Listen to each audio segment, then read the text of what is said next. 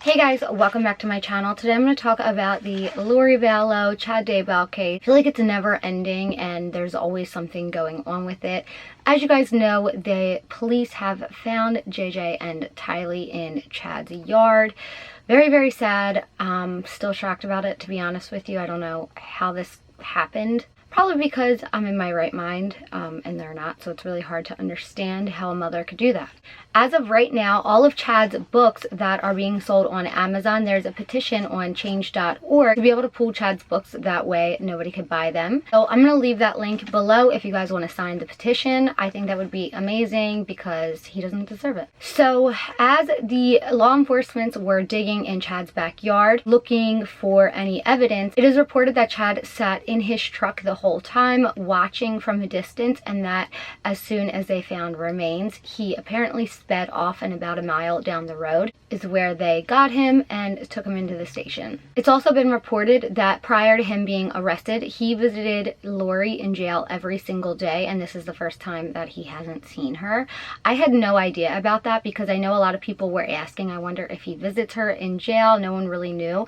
I had no idea. So now it makes me wonder, since they're not seeing each other every day, if one is going to leak more information or kind of talk or kind of let out more information that we don't know, since they're not able to really conspire together. Also, I thought this was pretty wild and a little bit disturbing. Emma, Chad's daughter, the day that they found the bones, that next day, as soon as they closed up the scene and everything was done being investigated, Emma moved into Chad's family home the next day with her family, and I thought that was really disturbing. I mean, she did live across the street, but I don't know why you would want to move into a house where two dead bodies were just found. Not too sure about that. I don't really understand. A friend of Tammy's, before she passed away, a friend came out and said how the day before she passed away, Tammy was working in the library where she always worked, and her friend went in there to go talk to her, recommend a book. They, you know, talked about books all the time, and that was a pretty typical thing. She said Tammy seemed very flustered, very frustrated, in a really bad mood, and very busy.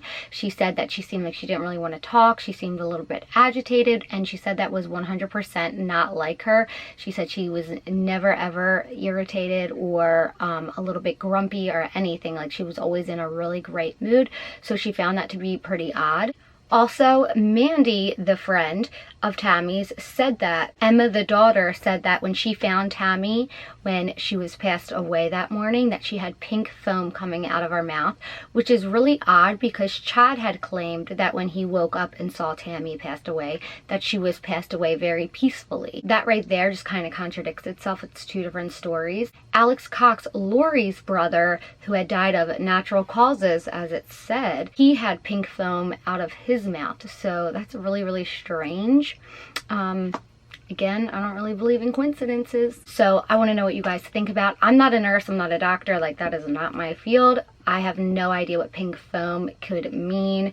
I don't know what could cause that, so I'm going to kind of look into it a little bit more. But if you work in the health field, anything like that, you might know anything, drop it below, let me know what you guys think. He also says that Tammy's funeral seemed really, really rushed, and he didn't want to get an autopsy. He was very deliberate on not wanting to get an autopsy and get the funeral, all the services, everything done as soon as possible.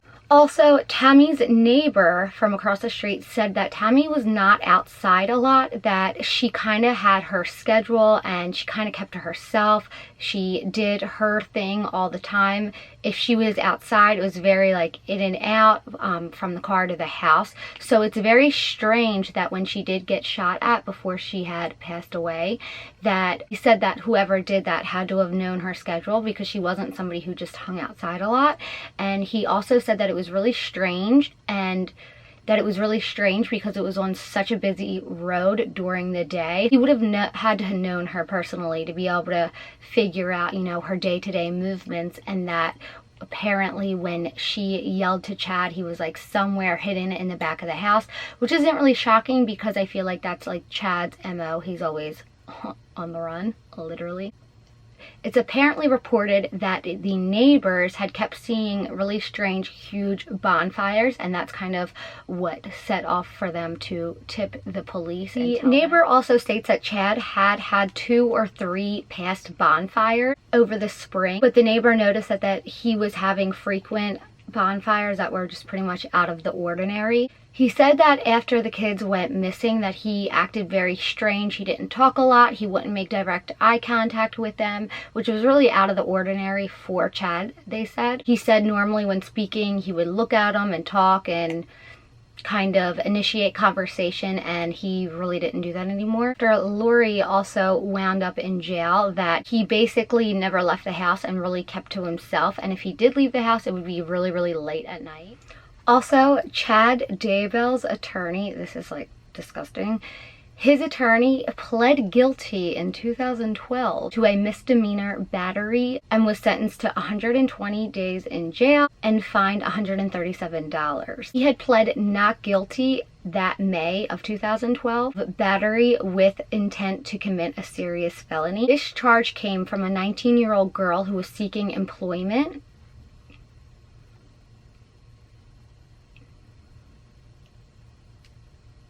And reported that he allegedly attempted to sexually assault her. And you know what they say, birds of a feather flock together. So that's the newest information that I have on this case right now. If I find anything else out, I'll definitely make sure to let you guys know what's going on. Keep up with me on Twitter, Instagram, all that stuff. So I hope you like it. Don't forget to subscribe. I love you guys, and I'll see you soon.